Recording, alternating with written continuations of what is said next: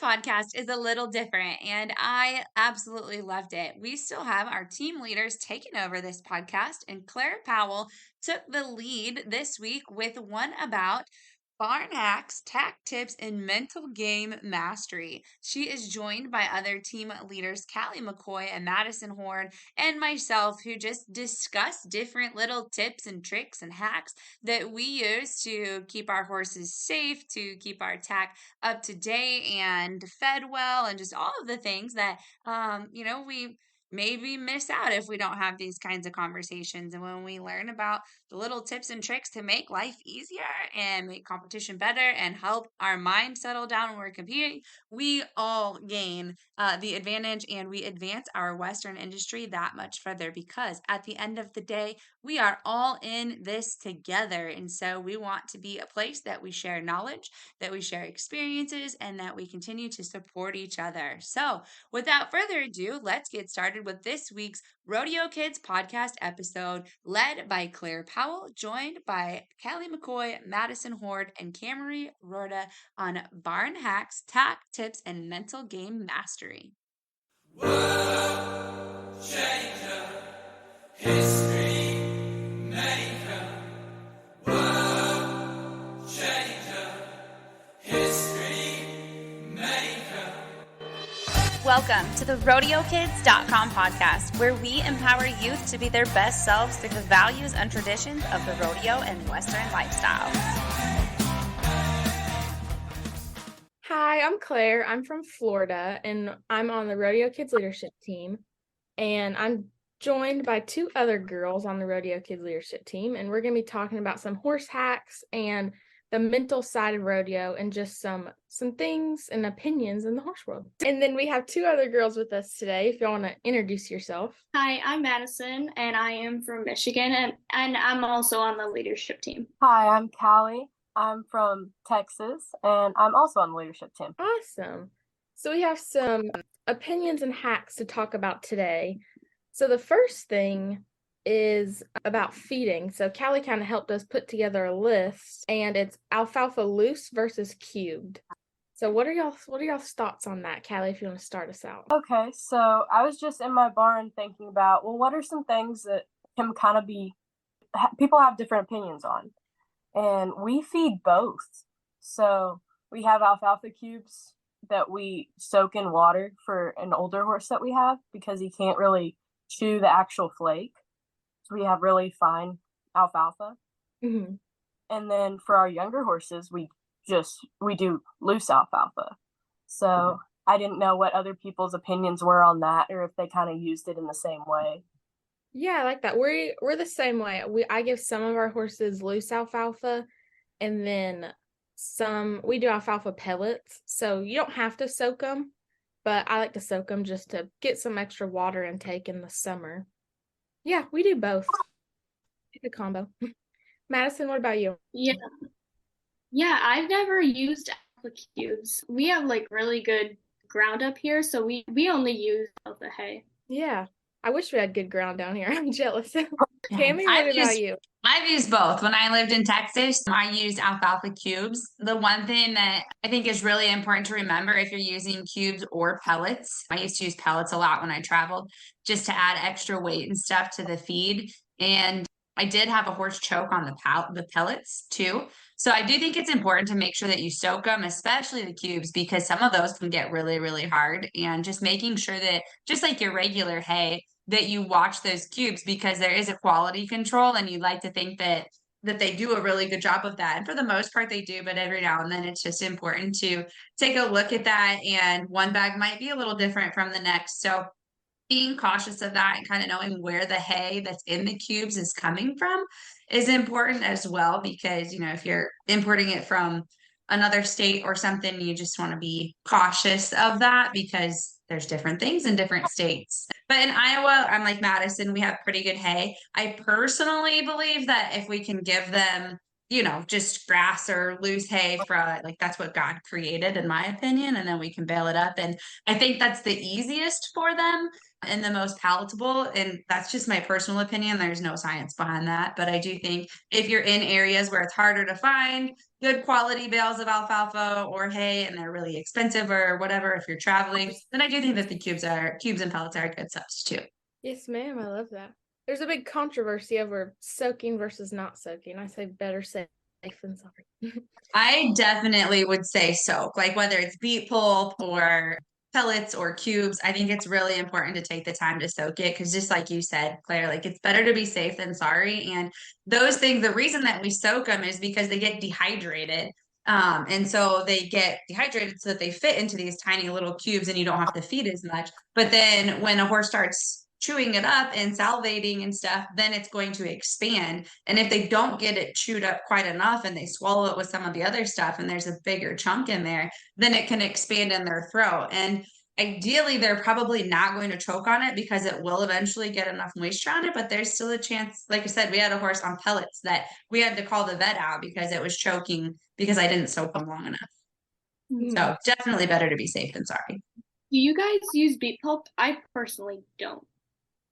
I do not. I've used it once when one of our horses ate a plastic bag, actually. So we did a mix of like mineral oil and beet pulp to get it through, but we don't feed it regularly. Yeah, I don't feed it regularly either, but on horses that are hard to keep, or if I'm traveling a lot, like the horse that I used to pro rodeo on, he was kind of a hard keeper, and adding that beet pulp to his scoop of feed a day just really helped keep him filled out.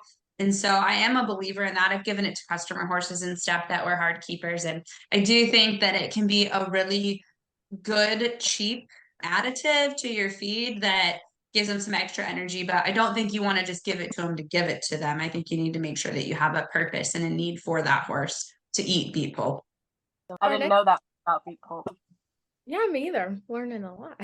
Fly spray versus fly boots. Interesting. We have one horse out here.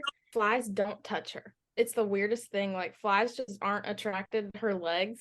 The asters are all close together. I don't know. It's weird. But one horse, her legs look back the time because there's so many flies on them. Like it's just crazy. So I say it just depends on the horse. I'm a fly spray girl, but fly boots definitely come in handy for certain horses. Yeah. Well, the fly boots only protect their lower legs, and they'll still stomp on the ground because nothing's protecting their whole body. Personally, I like fly spray because it protects a larger area of their body. The downfall is a lot of the fly sprays do have chemicals. A lot of the good fly sprays that actually kills the flies have chemicals. Yeah. Yeah. I mean, maybe both. Because the fly spray, you get their whole bodies. Only thing is, if you keep horses turned out in the summer, it's hard to bring them up once a day to get that fly spray because it doesn't last on them very well when they're sweating through it. So the fly boots help just keep their legs good.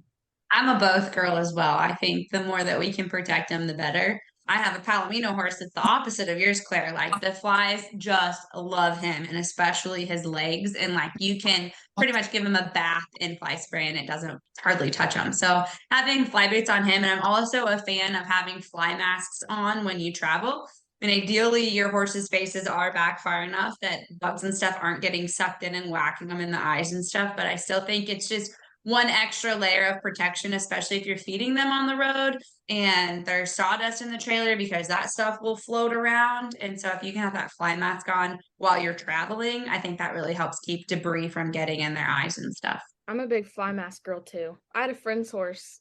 She went blind actually because a piece of hay got stuck in her eye and it got infected. So she went blind from that. So I'm always have a fly mask on now. Mm-hmm. And I think it can depend on the region that you're in too. I remember when my brother and sister lived in California, like you didn't have to have your doors closed all the time because there weren't that many bugs. And we were just in Colorado last weekend and they just don't have nearly as many flies and stuff like that because the climate's so much different. And so it's dry, it's the desert, they don't have as much stuff to eat. So there just aren't as many bugs. So I didn't have fly boots on my horses all week and it didn't really bother them at all. But then as soon as we started heading back home where there's moisture and more bugs, like we made sure to put our fly boots and everything back on because we knew as soon as we pulled them out of the trailer in Iowa, it was going to be hot, it was going to be humid, and the bugs were going to be thick. Yes, for sure. So our next thing is for braiding, rubber bands versus tape. I personally love tape. I just started using it actually. And to me, it just looks sleeker, but it also stays a lot longer. And my bands always used to snap and then it would kind of like make their hair dry. But the tape is just, I love it. I recently switched and I love it a lot. You're going to have to explain this tape thing. I don't know what you're talking about with tape. It's electrical tape. So like at the end of a braid, you just do like a little piece that long of electrical tape instead of a rubber band. Okay.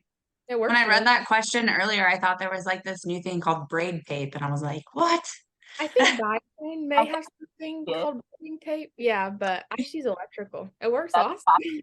And I'm in the same boat as Claire. I've just within the past few months switched to it because we got some younger horses in that had these gorgeous manes. I'm like, well, I really want to preserve these. And I started looking into biomane and all that. And I didn't necessarily want to do a supplement, but I wanted to see how they conditioned and what detanglers they used and stuff like that to give their hair the best shot at staying in the condition it was in. And I saw that they opted for tape instead of rubber bands because the bands caused more breakage in the hair just because it's all central on like one point of their hair instead of the tape that distributes that pressure in that way.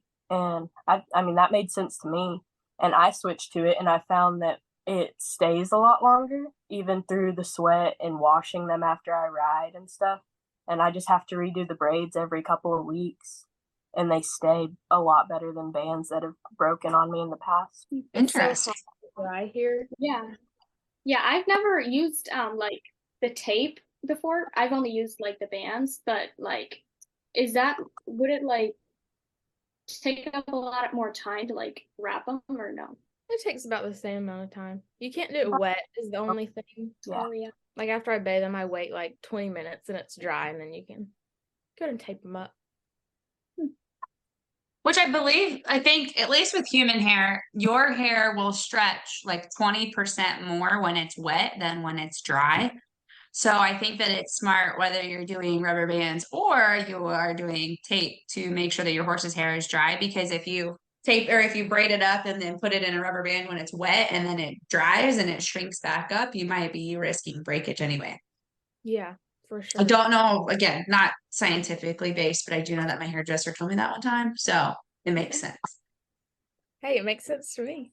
Yeah. The next thing is in the trailer, shavings or just mats? Like, do y'all do no shavings or do you just have like a mat in there? Well, personally, I use shaving. Like, if it's just mats, if it's pure poop, it'll be way more slippery for them to stay on. But if you use shaving, they won't slip. I think not using shavings in the trailer will make your horse more accident prone. But also, I've heard some people say like the shavings fly up in the air, and I've never had that problem, like getting the shavings in their eyes on the road. But yeah, I'm a both fan. I like both. You gotta put mats down and then put shavings on top of it because, like Madison was saying, the absorption factor, so that urine and stuff isn't just running out of your trailer. It's like you girls live where it's warm pretty much all the time, but where we live, that urine can turn to ice if it's really cold. So even on a rubber mat, like if it gets slick on top of it, then you still are facing ice in your trailer if it's cold enough. So making sure that you have some shavings down. And also if you have some shavings in your trailer and you're unloading, like we go to they're called World's Toughest Rodeos, and they're downtown in these cities and stuff and ice hockey rinks and arenas and whatnot. So we're unloading on concrete that might have snow or ice on it. So you can take some of those shavings and kick them out on the ground too, to kind of give a little bit of traction for those horses when they step down onto that concrete or slick surface. I'm a both girl too. Soaks up all the pee and poop and adds extra layer of comfort in the trailer. Yep. What about you, Kalli? Yeah. It's kind of situational with us because we go to a lot of things that are just maybe 10 minutes down the road. And in those situations, we don't put shavings down in our stock trailer.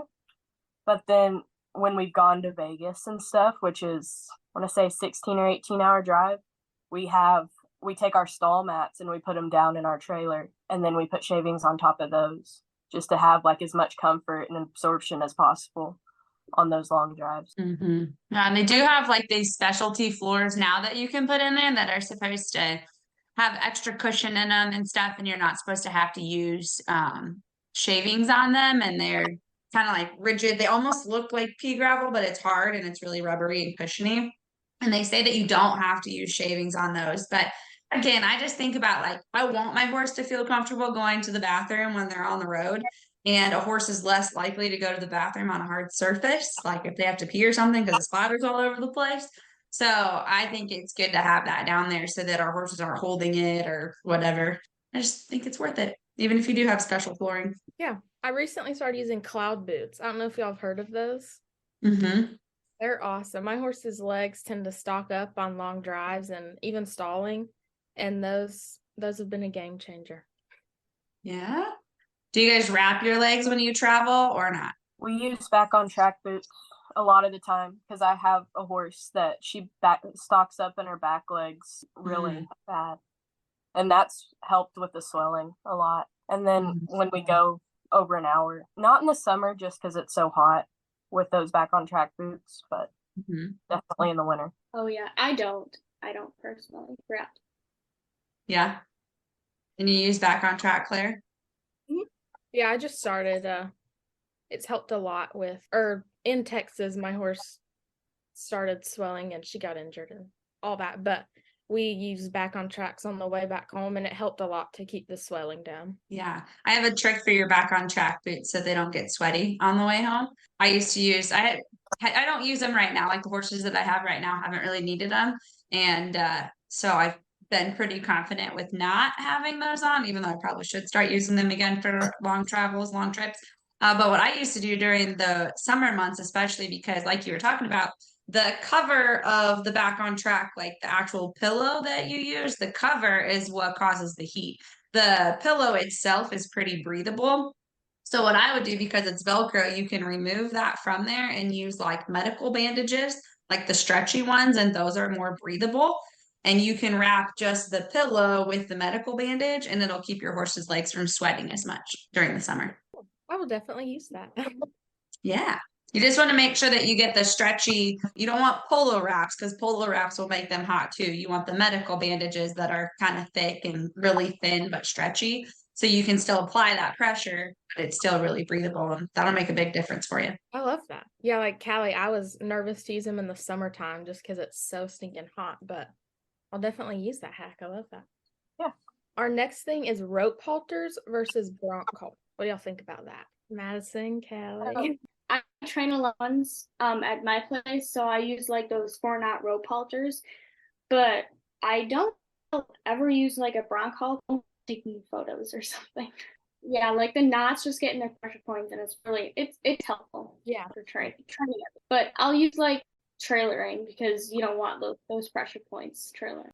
We use both. I think all of our horses on their stalls have both, because when we have a walker, and I don't really feel comfortable with the rope halter on those walkers with our young horses because they will sit back occasionally. And when they do, I've seen it twist around and it just creates a wreck. And for those reasons, I like having a bronc halter that has the little ring at the bottom to hook onto. But when we're just traveling or we have them tied up to saddle at the house, we use rope halters. What do you use, Claire? I've never tried a bronc halter, but we use rope halters just because, like Madison said, it hits those pressure points. So I have one mare that just loves to be in your space. Like she just wants to snuggle and be pet all the time. And it's annoying when you're walking and she's right here.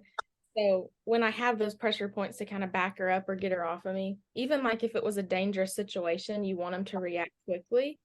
So I'm a rope halter girl, but I've never tried a bronc halter. Yeah, I think it's situational, depends on the horse for sure. It's just like if you think about something on your own nose, like if somebody was pulling on it, how responsive would you be to something that's skinny and narrow with some little knots on it, or something wide? If you think about that on your own nose, it's kind of how it relates. But I personally like rope halters. I think if a horse is going to sit back for me personally, then it's kind of like a, hey, get back up here type of deal. And I work with a lot of people with ponies and kids and stuff like that. And so I think something that's got a little bit more bite to it can be helpful when used correctly. But if you're going to be pulling your horse around and stuff, like little kids like to pull their horses and their ponies around sometimes, then just be cautious of the scenario that you're using it and the horse that you're using it on. Some horses don't need the rope nose halters with the knots because they are sensitive enough and broke enough and quiet enough. And others really need the extra support and little discipline leverage to get back and respect your bubble. So I don't mind either. I'm not a huge fan of the buckle halters anymore, that just like the nylon buckle halters. I kind of prefer the rope halters because you can make them tighter and they will have a little bit more give if a horse does get in an accident. I feel like they can stretch out a little bit more than those nylon halters, but that's just my opinion. Yeah, for sure. Our next thing is splint boots versus polo. The big debate. It's always use splint boots, so I don't really have much of a controversial opinion on it. Yeah. I've heard that polo boots are like way better than splint boots, but we only use splint boots because we don't really know how to wrap the polo wraps correctly. Because if you don't, you could like get bowed tendons or whatever like that if you don't wrap them correctly. So. Yeah, we've always been splint people. We'll use polos to wrap legs when we're medicating and stuff. Yeah. As you're talking about, like polo wraps can bow a tendon. The trick to that is you always want to wrap to the inside of the leg, no matter what. Just like your splint boots go to the inside of the leg and then to the outside and under to the inside and out. It's the same thing with your polo wraps. You want to make sure that you do that. And you want to, like the way that I was taught to do it anyways, you just start in the middle and you go up and then you go back down and then you wrap a couple times around the fetlock to create that support. The one thing about leg boots that's interesting is that if you do a lot of research, there isn't much research on leg boots themselves and the need for them. The biggest thing in my experience and the research that I've done in like the performance pony company leg boots and stuff like that is the purpose of a leg boot or a polo wrap is to provide a little extra support so that you don't hyperextend the fetlock when that horse steps down, or if they were to step in a hole or in a footprint or something like that while you are in a rodeo arena or on a run, that they don't step down and overextend those ligaments and tendons that run down the back of their legs. So that's why when we look at our leg boots, they cradle the bottom of the fetlock. And that's one thing that I see people who are putting leg boots on for the first time, they don't really understand the purpose of the strap that goes underneath. And so sometimes they'll just wrap it around the back side of it. Well, that's not really providing any extra support. So you want to make sure that it goes kind of underneath and cradles that fetlock up. And then the other part of it is just if your horse were to trip or slip or something like that, then it's to prevent the percussion of, a hoof hitting the bone, to prevent bruising and stuff like that. I think that the polo wraps are better if you know that your horse has had a certain kind of injury and needs a little extra support in one place or another. You have a lot more control with that with a polo wrap than you do with a leg boot. You can also snug them up a little bit more than you can with a leg boot per se, and it'll mold to their legs a little bit better. I think with some leg boots, they have the little extension deal where it goes between their ligaments or the bones or a little space. I don't exactly know what that space is in the back of their leg. And I don't really love that because that can be different on every horse. So you get a medium-sized boot, you can really change what a medium looks like on a horse. Maybe you get a medium because they don't have long legs, but maybe they're thick around, just like people, horses and ponies are built in a lot of different ways and shapes. And so I don't love the ones that have that. I guess I don't super have a preference. I think for stopping and stuff, I like to have the leg boots personally more than the leather ones that they'll put on the back that just have the cups on the back. For stopping, the skid boots, I think is what they call them. I prefer the neoprene over the skid boot because I do think that the neoprene leg boot does, when those horses go to stop, you're going to go through more of them, but you don't get the dirt and the grime and the grit in between them. And also every skid boot that I've had over time will wear like sores on my horse's back legs. So Yeah. I don't love skid boots personally. I would, for barrel racing, if I was going super competitive, I'd probably use leg boots most of the time. But if I knew my horse had an injury or something specific, then I would use polo wraps. I'm a last minute girl too. I don't put them on till like right before my run. So the splint boots allow me to do that versus the polo wraps. Yeah, and I think that's important. One mistake that I see a lot of people make is they put those leg boots on right away. You know, they get on, and it's okay to put them on and warm your horse up in them. But if you're going to work your horse and stuff, like I'll have clinics and the girls or boys, they'll put their skid boots on or their leg boots on first thing in the morning and expect to leave those on for 2, 3, 4 hours. Well, you don't like having knee braces or stuff like that on for that long because they get hot, they get sweaty, stuff gets in them, they get itchy, they get irritated. Well, you put a horse on dirt and then you keep them on for hours at a time. Like, yeah, that's going to be uncomfortable for them. Not only that, but you're adding extra heat to their ligaments and tendons that's unnecessary. You want that body temperature to be even throughout the leg and you want them to warm up. Just like if I go and I put a leg boot on my leg, well, or a something that's going to create heat, like in my calf, let's say, well, then those muscles are going to have more heat and they're going to be able to stretch more than the muscles and the ligaments and tendons around them. So sometimes we can do more damage than good by having leg boots on for long periods of time, rather than just doing like what Claire said. All right, my horse is warmed up. Now I'm going to put this on just for extra protection. And then as soon as we're done with our run and that high speed level of activity, then we want to take them off. Yeah, for sure. Thing that I want to add to when it comes to leg boots, polo wraps, all of that kind of stuff. I know I used to be like super sensitive about my horses and like I was always worried about them getting hurt or not being able to adjust to the terrain or things like that. And then I started running in the mountains a lot, and I was on a lot of rocks and just crazy paths. Like I kind of did some crazy stuff that I probably shouldn't have done, but I did it anyway. And one thing that I learned, like just in the human body, that really helped me respect horses and the way that they move. One, they've got 4 feet. Two, they're outside all day, every day, navigating the world. They're not like us where we have perfectly groomed carpet and concrete and all of that kind of stuff. And like, I just realized like how flexible and like how my body adjusted and my ankles and how they would bend and twist and turn for different terrains. And I never got injured. And that gave me a whole new respect for my horses and their ability to flex and bend and mold and how their feet change and all of that kind of stuff that goes into them being athletes. And I became a little bit less protective and realized that it's important to put them in situations in a slow motion where they do learn how to move their feet so that we're not constantly trying to bubble wrap them and think that they're going to get hurt all the time, because then they are. We kind of need them to toughen up a little bit, just like ourselves, but they can handle it. I've never thought about it like that. So cool. Yeah. Okay. On to the neoprene versus mohair.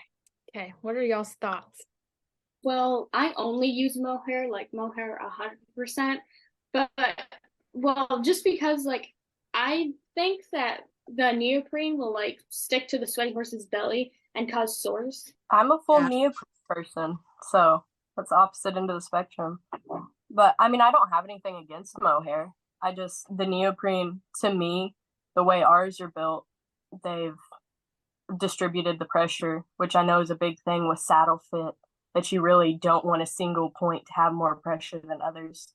And I haven't really had sores on any of our horses, so I don't have a reason to be against them at the moment. That's just what we've always used. I'm the same. I've always used neoprene, and I mean, people say they get sores with them, and some horses do, but I've never experienced that. So it's always worked for us. And like you said, it distributes the pressure evenly. So I like that. It works for me. So I'll keep using it until it doesn't. Mm-hmm. I'm with Madison. I personally only use mohair. I used to use neoprene and stuff, and I definitely do think it depends on the quality of your cinch. There are cheap neoprene cinches out there that are going to give your horses and ponies sores, guaranteed every time. Like I can think of 3 brands right now that you're wasting your money. They're cheap.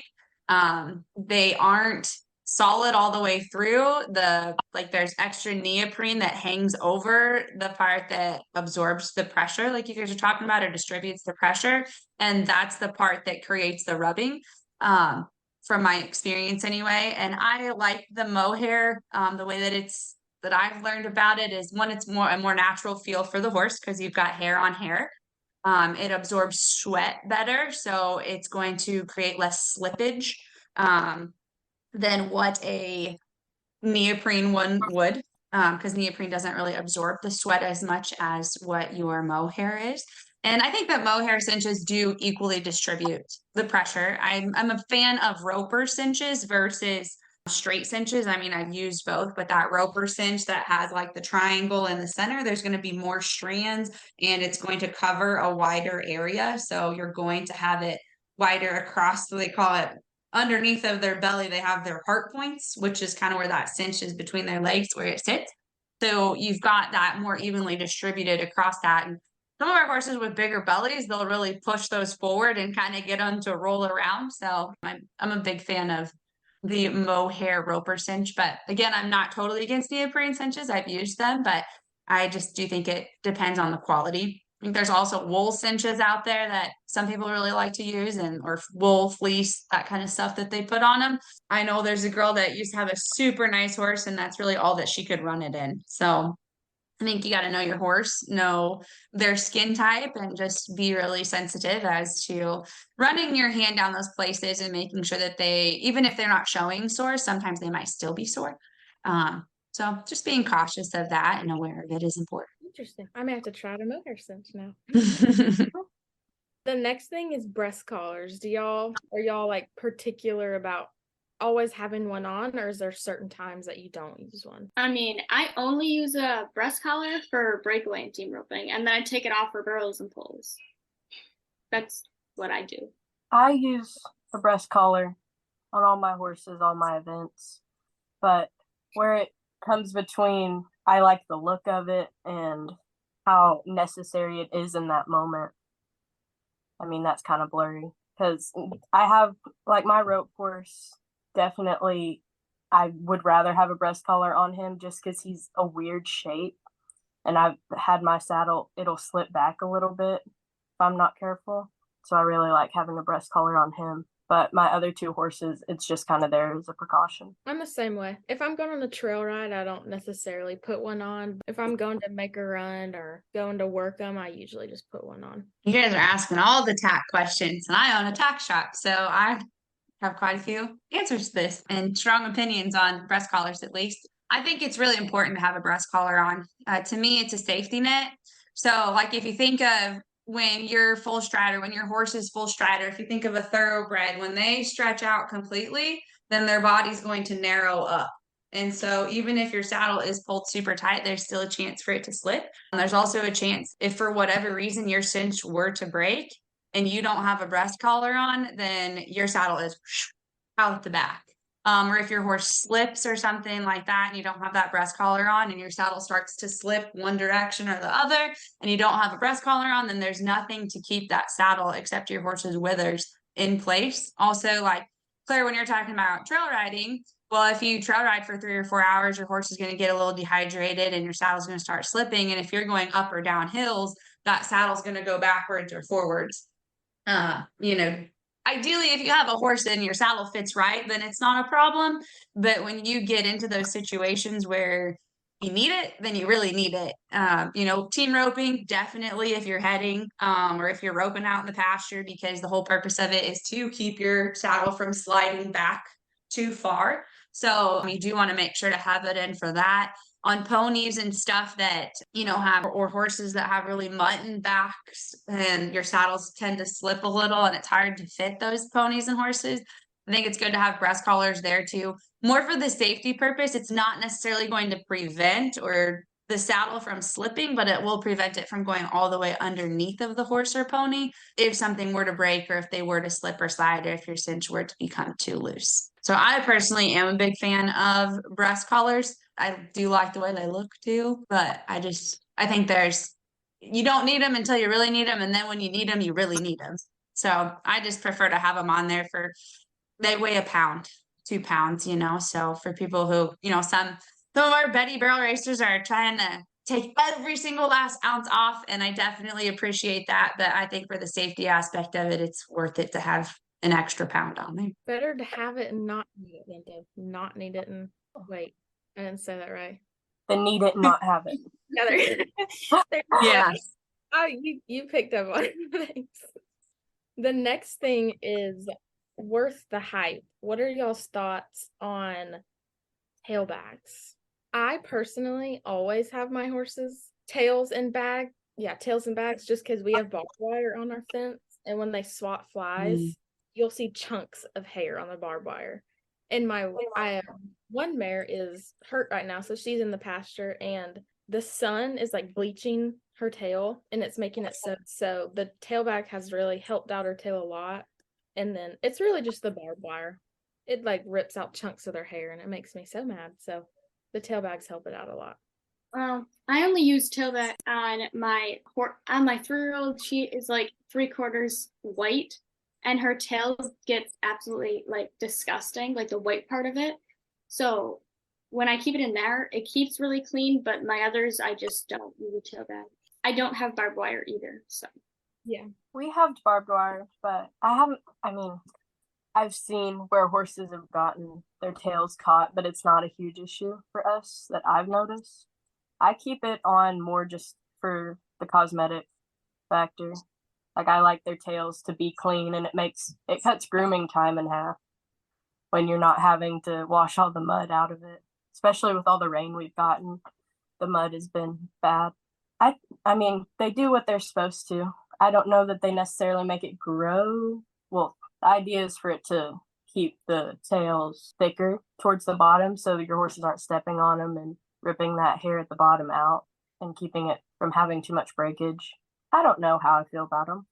I mean, I like them. I use them. Either way, I don't know that I'd be like, you have to have one. I don't really have a strong opinion on it. I don't really use tail bags. The one thing that I like is the idea of horses being able to use their tails to swat flies. I like my horses to have nice tails. Like, I brush them a lot and stuff, and I try to wash them and keep them clean. But I don't know. I think God gave them tails to swat flies, and if we got them wrapped up, then can't swat flies as well. But I do know that there are tail bags out there that have, things on them to really help them swat those flies. But I know I hate getting bit by flies, and I hate watching my horses stomping there getting bit by flies too. So I leave them unbagged. Yes, ma'am. So tried and true, like tips and tricks and hacks, like maybe some unique hacks y'all have. I know Madison made a TikTok one time about aloe and water, so I'm interested in that. What's all that for? I've heard about it, but I don't know a lot about it. Explanation. Yeah. Yes. Okay, so aloe has like anti-inflammatory, antibacterial wound healing properties too. But I use aloe to calm my horse's stomach before and after trailering and running. So I've heard that people put aloe in their feed because it increases stamina and performance. It also reduces the effects of stress placed on the horse too. So aloe contains a large amount of digestible fiber to protect the digestive system or the digestive tract.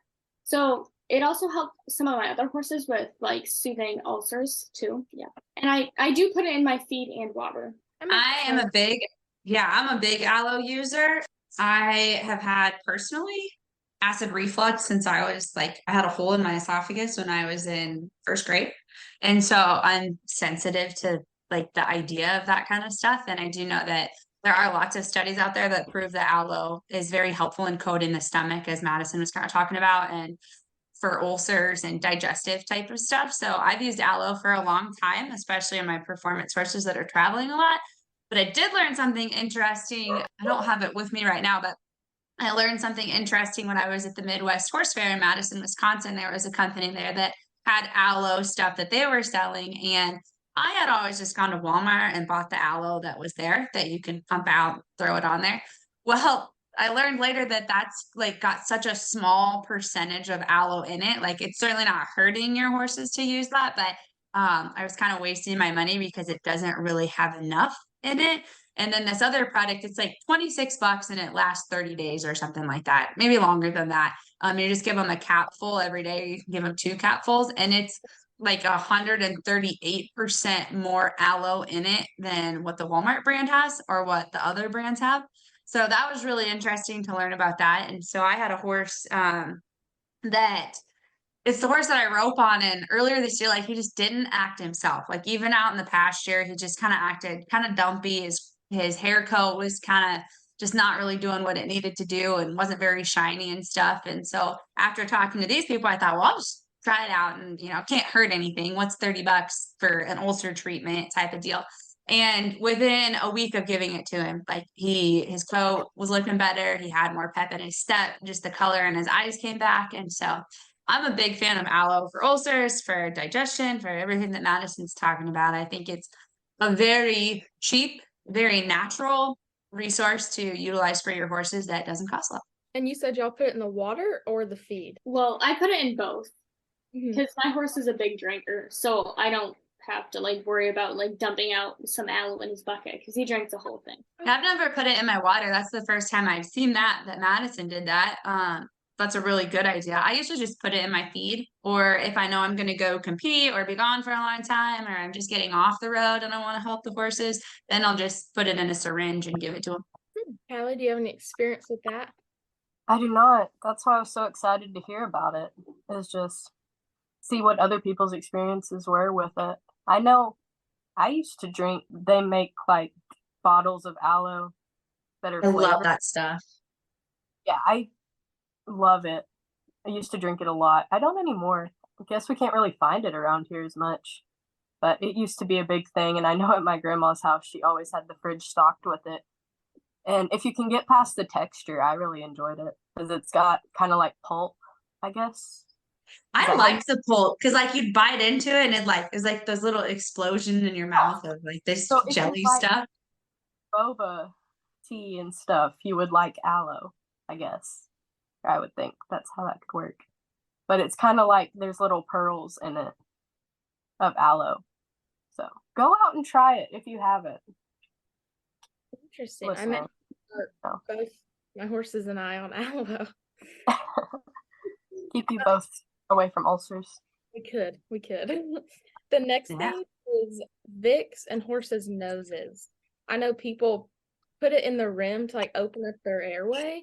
I've personally never tried that, but I didn't know if y'all had or had experience with it. I've seen it a lot. Like I've seen people do it, but I personally use it's called Air Power.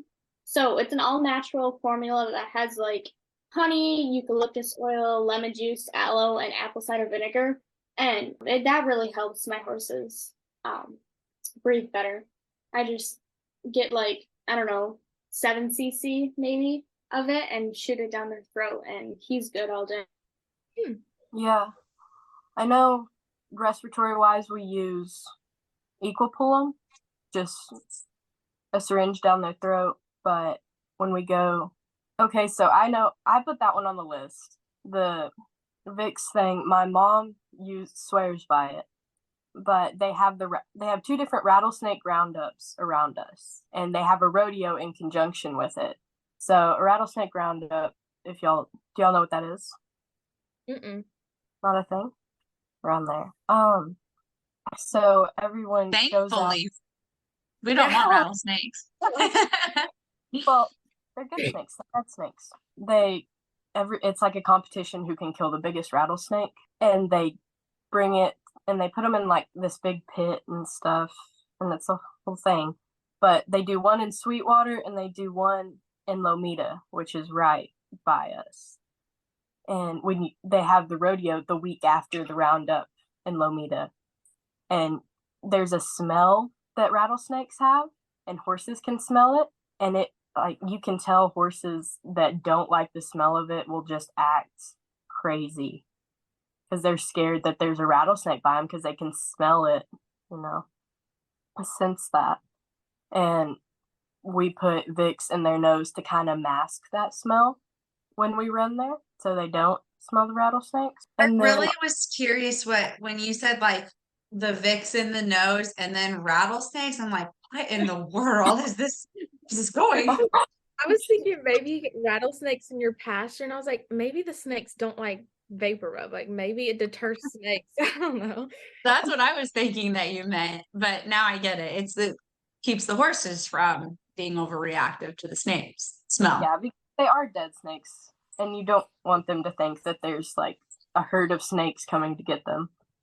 Yeah. Ugh. I do not like snakes. I think But- they need to switch the events.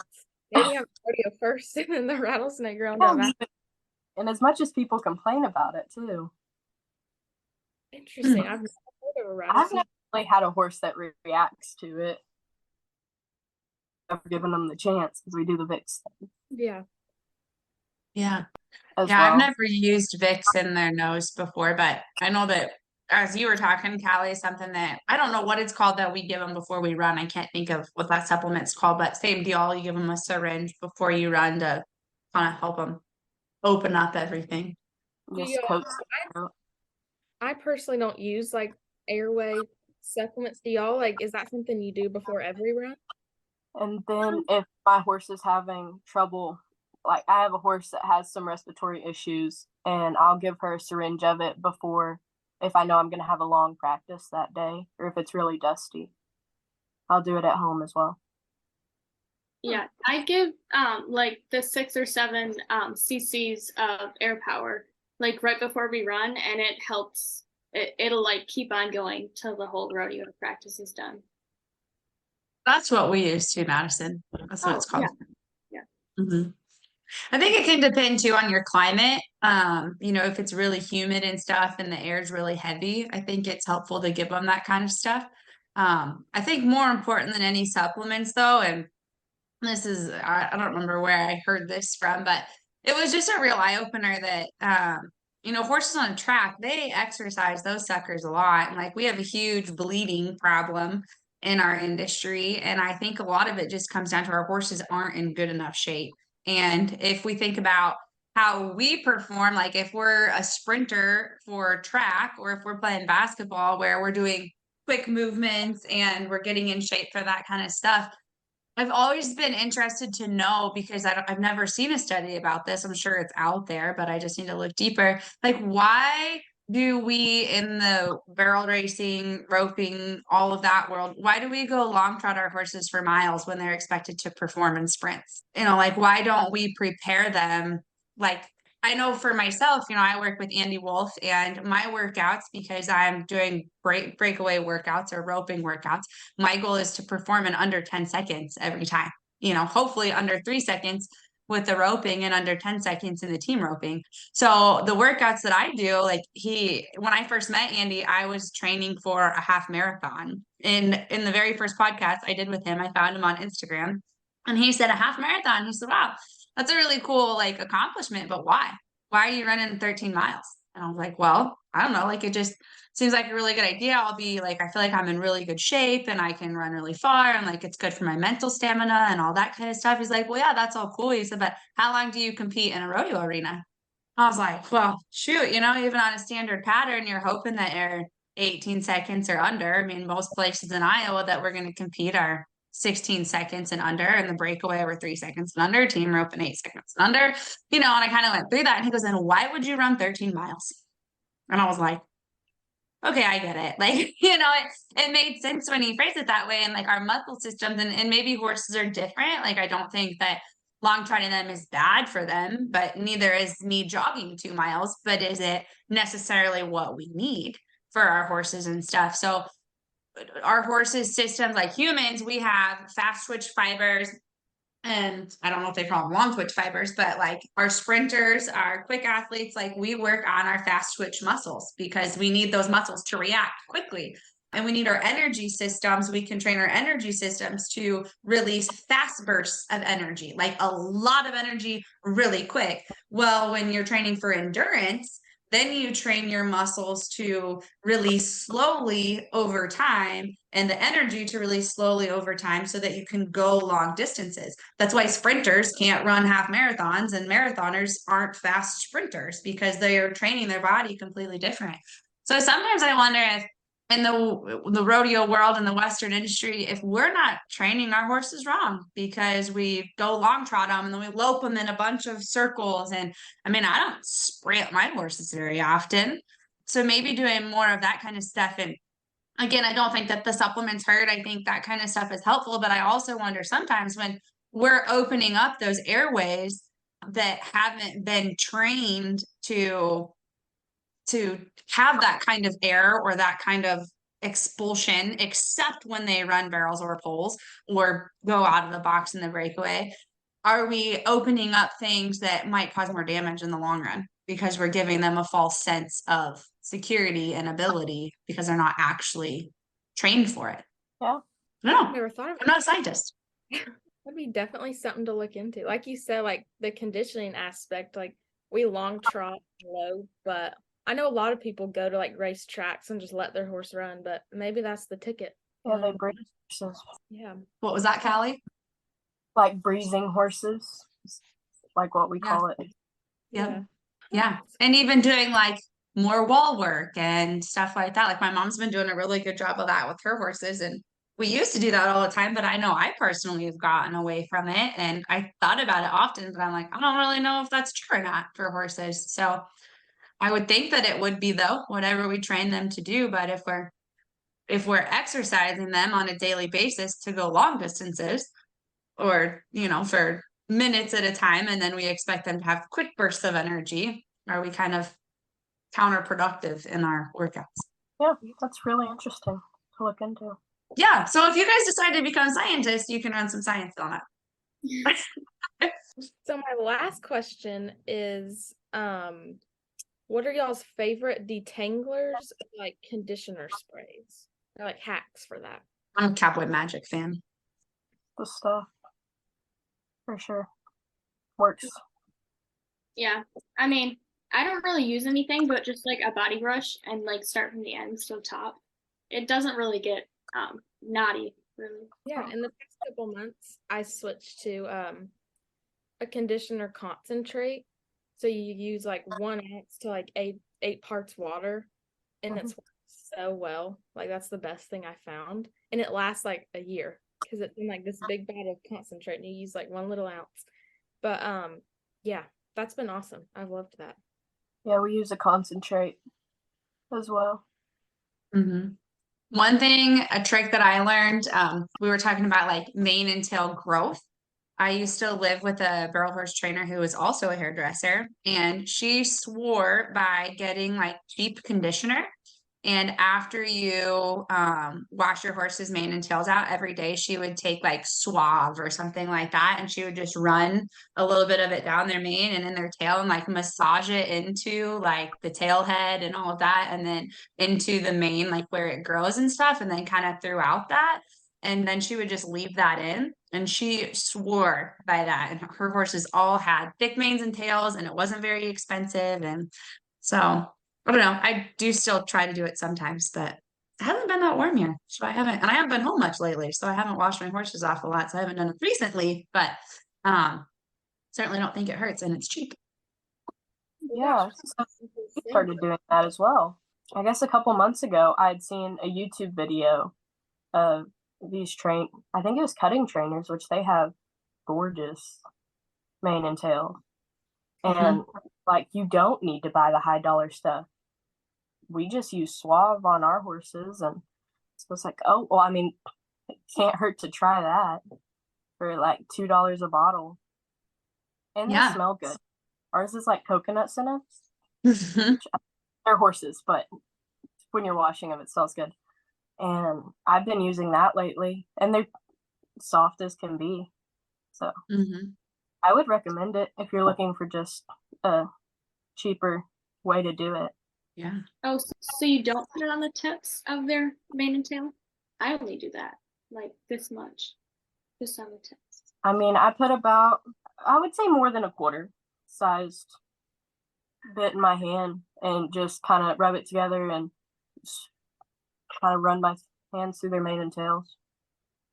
And I've done both. I've washed it out when I'm done, and then I've also left it in especially when I'm gonna bag their tails later. I'll just leave it in and let it dry in, and it doesn't show, like it doesn't leave flakes or anything. Definitely to try that. Glad to know that the cheap stuff works. Yeah. I always just take my brush, like my mane and tail brush, and I just put it on the brush, and then I put it through there so that I don't have to have it on my hands and stuff. And that seems to work pretty well. Do y'all have any other life hacks for horses or rodeo hacks that y'all do? Okay, I'm curious, Claire. Did you try the bucket or the basket thing? I did. I got a laundry basket and I brought it to Texas and I loved it. I Wow. did. I saw that on TikTok and I was like, why have I never thought of this? This is the best thing ever. And I loved it. And then anything that's dirty, it just falls through. Like, it doesn't get gross. And it's huge. You can carry so much. I love it. It's awesome.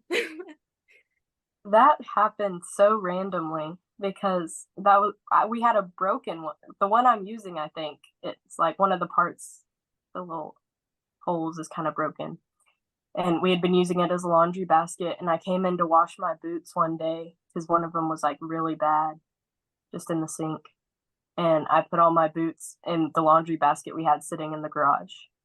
And then I took them back down there and I just never brought the laundry basket back. And it stayed in the trailer and I started hooking my spurs on it and it just became what it is now. But I love it. I love it. Yeah, that's a cool idea. One other thing I've got two things. One thing, like if your latigo is hanging down, like you know how when you cinch up your horse and then a lot of times you go from the outside of your horse towards the inside when you go through the keeper, you know what I'm talking about? To pull it tight, and then over time that will work itself out. Well, I learned this when I worked at the style barn that you can take it and you can run your latigo, the extra that's left over, run it through the back, like towards your horse. And then you go up and then you loop it. So you make a little bubble and then you go back inside the slot so that you have a little bubble so that it can't come loose.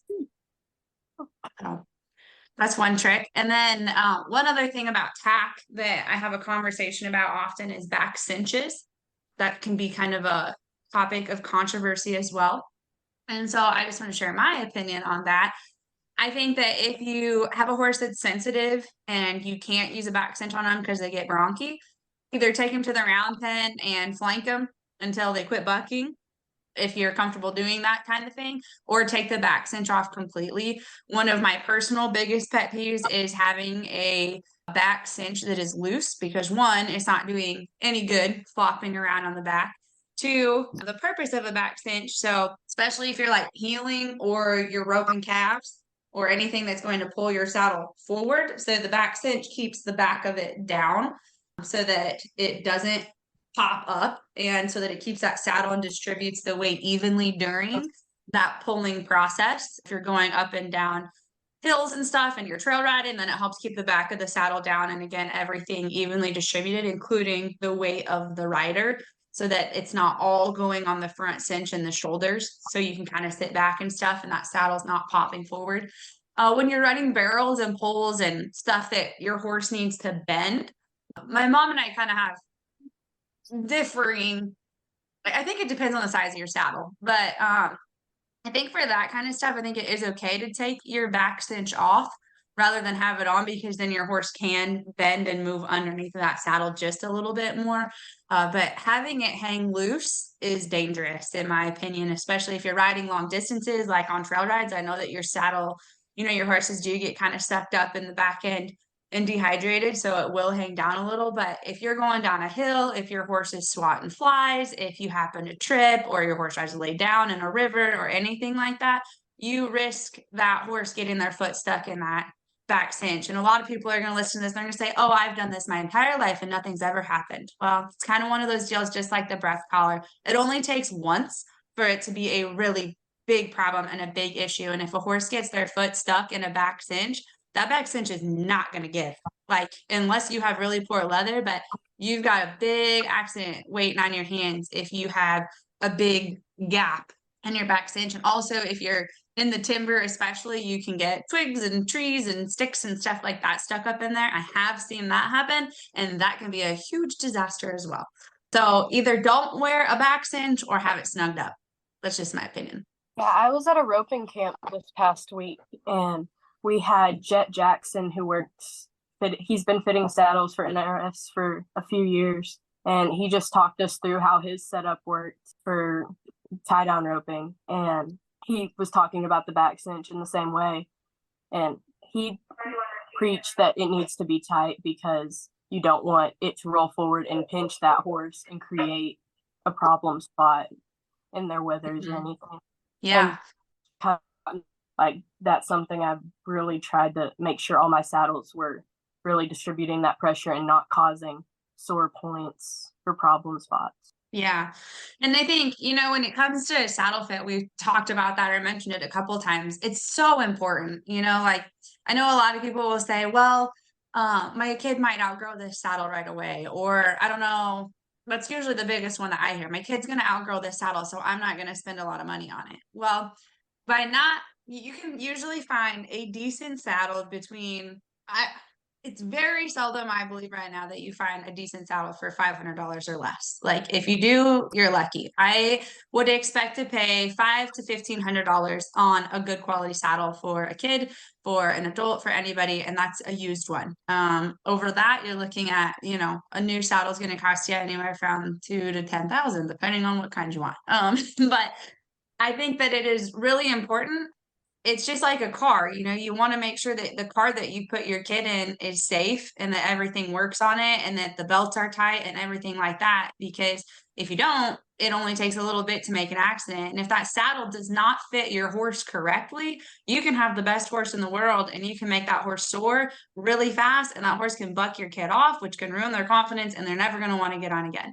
Especially for young kids, you can ruin a horse and a rider really fast just because we didn't want to spend the extra $500. And I think we've talked about this in a podcast before. I'm not sure if you guys were there or not, but if you're willing to pay for the fuel, pay for the truck, pay for the trailer, pay for the horse, pay for the feed, pay for all of that stuff, then you should be willing to pay for a quality saddle and a quality bit to fit that horse so that your child and the rider is safe and so that horse is safe. Because otherwise, all you're doing is racking up more bills and vet bills, confidence, time, all of that. So spending that extra money, if you can't afford to get a decent saddle or decent tack, you shouldn't buy the horse in the first place. Like, that's kind of the cold, hard truth about it.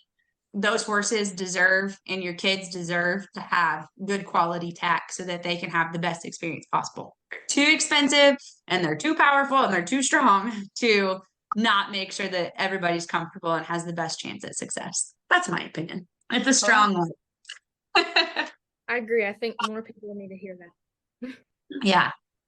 It's tough because I do it, like, I understand the idea. Like, we don't want to spend a lot of money on something that might be fleeting, but you're talking animals with brains, not bikes with motors. So, and pedals makes a difference. Sure.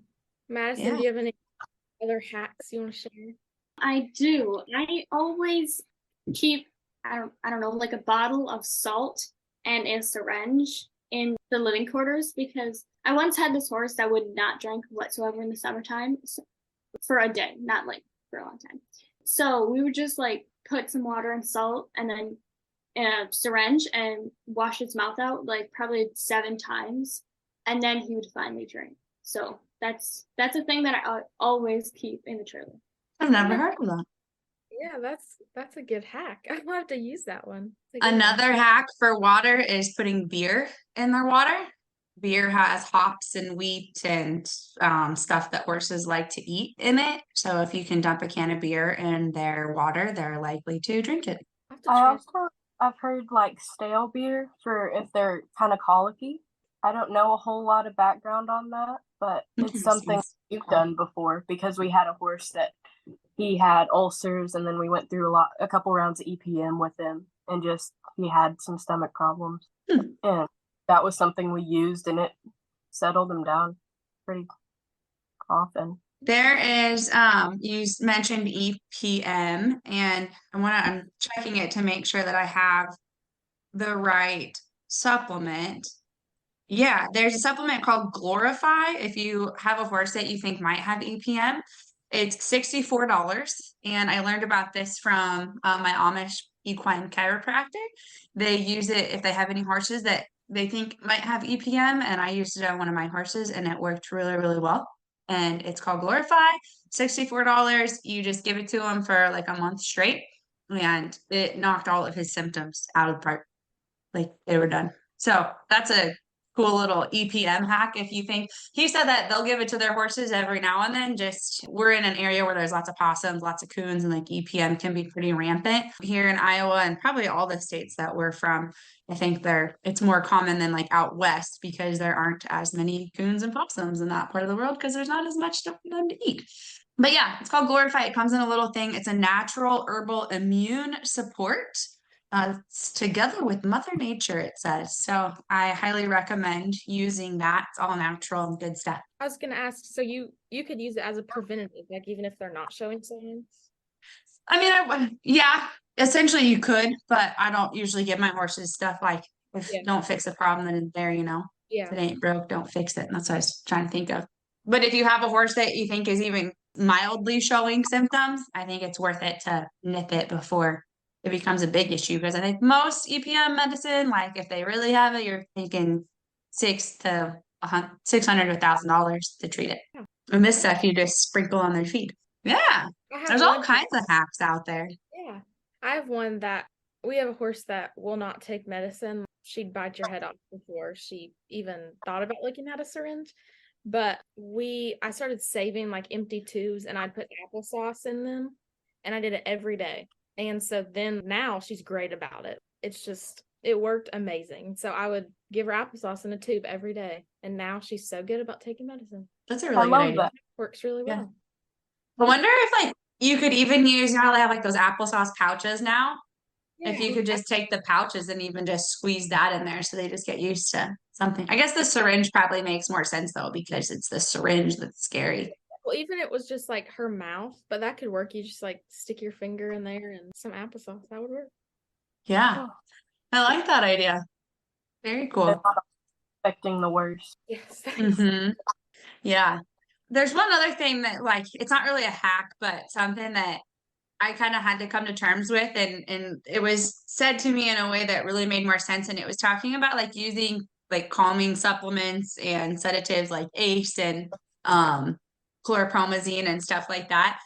I was in Arizona and I was talking to one of my friends about it, and he shed light on it in a way that I'd never thought about it. When we talk about horses that bleed and horses that are super excited and have ulcers and are anxious and stuff. And I had a young horse out there and we were just talking about it. He goes, well, why don't you give him like some ACE or some chloropromazine or something? And I said, well, I just, I really try to get him to work through that kind of stuff. He said, well, yeah, you definitely want to as best as you can. He said, but when it comes to competition, when you have a horse that is amped up and worried and making you amped up and worried before you ever go in there, if you think, especially like on a barrel horse or a pull horse where they're exerting a lot of energy really fast and for a fairly decent amount of time at a high rate of speed, if you've already spent, your time warming up and then whatever the 60 seconds is before you compete, sometimes less, sometimes more, that horse is raring, is worried, is wanting to run off, all of the energy that's taking right there. And then you get that horse to go into the arena, but it's already exerted all of this energy on their anxiety outside of the arena or in the box or whatever. And then you get them to go in and then you blow them around the barrels and they're giving it all they've got. And by the time they get between the second and third barrel, they're out of energy, but they're still digging deeper to give everything that they've got. And that's usually when we start to see the bleeding start to happen. It doesn't usually happen when they first go in. It usually happens, as they go throughout the run, because they've already exerted so much energy outside of the arena in nerves and fear and doubt and worry. And it caused us to have all of that as well.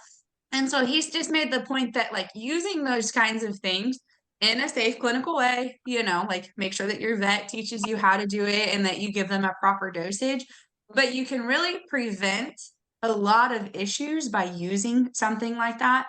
One, your horse is going to build more confidence because by using something like that, then they go in and make a good run. You're less worried. You can come out and you can praise the heck out of them and you can love on them. And then you eliminate some of that fear, doubt, and worry that they have going into the arena.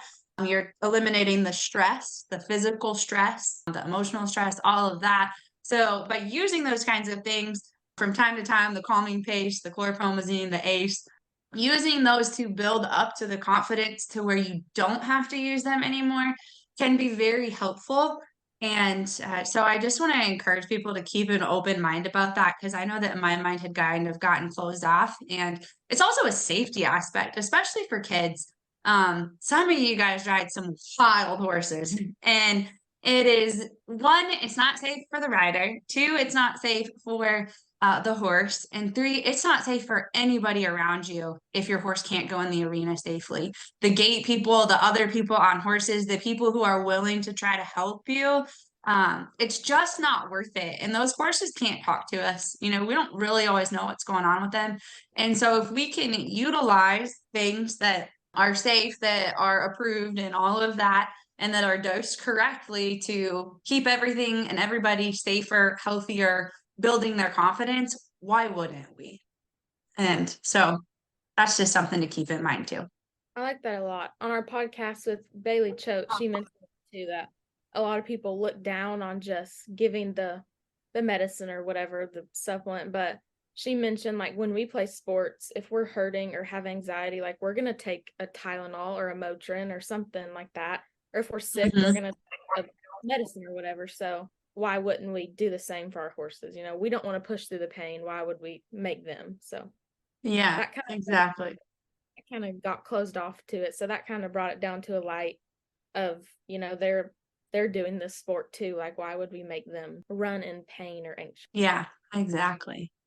Anybody had any last minute mental game hacks? One I learned through FFA is box breathing. Mm-hmm.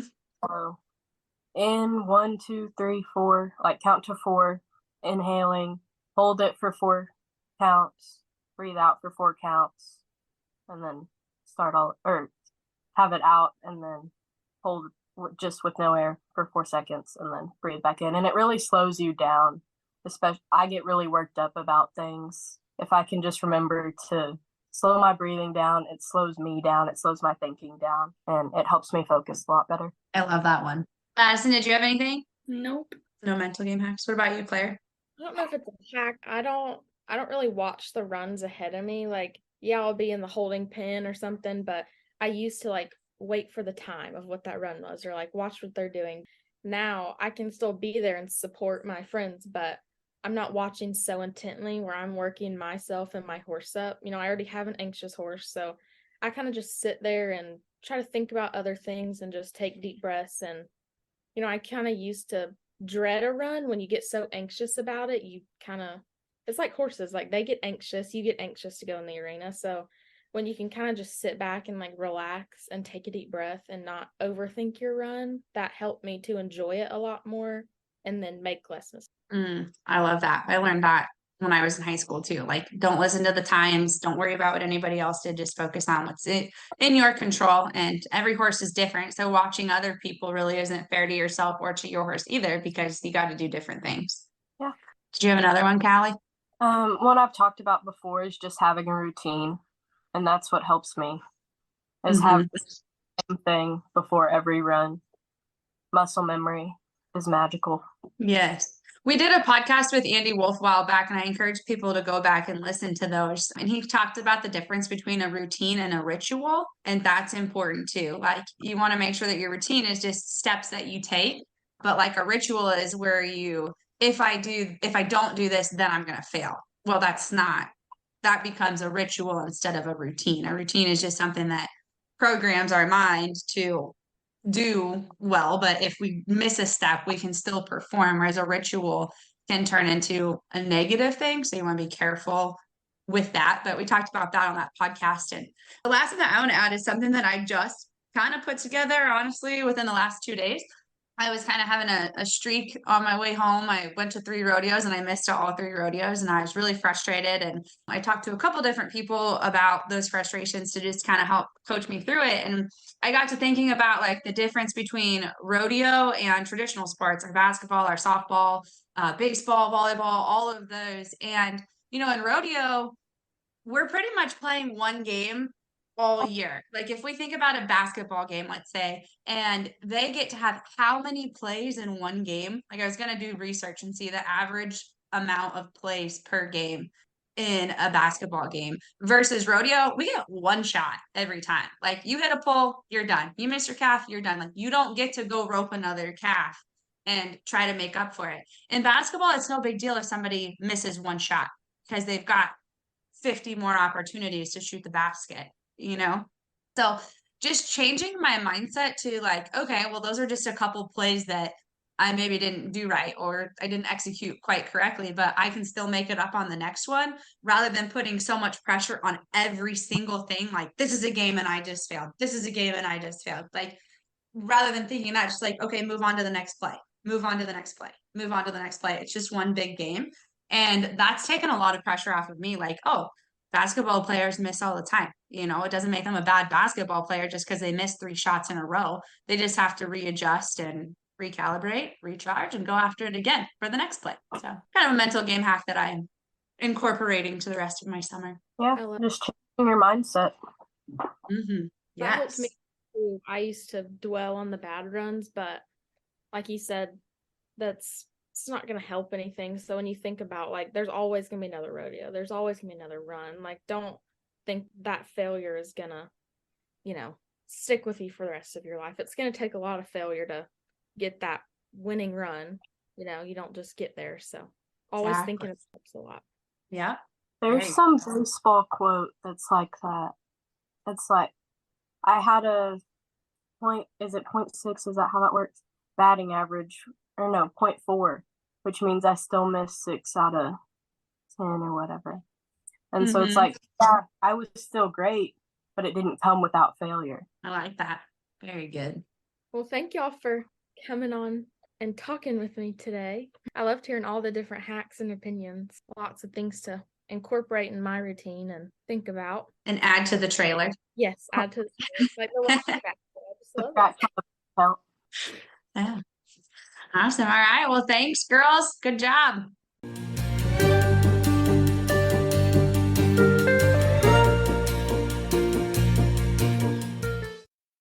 Guys, for tuning in to the RodeoKids Podcast. It has been another wonderful episode, and we just wanted to take a minute to share with you what we have next on the schedule.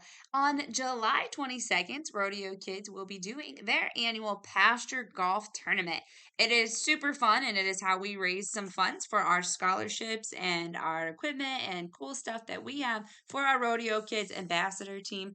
If you are interested in supporting RodeoKids and our efforts and what we do to support the youth in the Western industry, please let us know. You can head on over to www.rodeokids.com/support to learn different ways to support. If you don't see something there, but you have something different in mind and a way that you would like to support or connect or cross promote with RodeoKids, please reach out to me, Camarie at RodeoKids.com.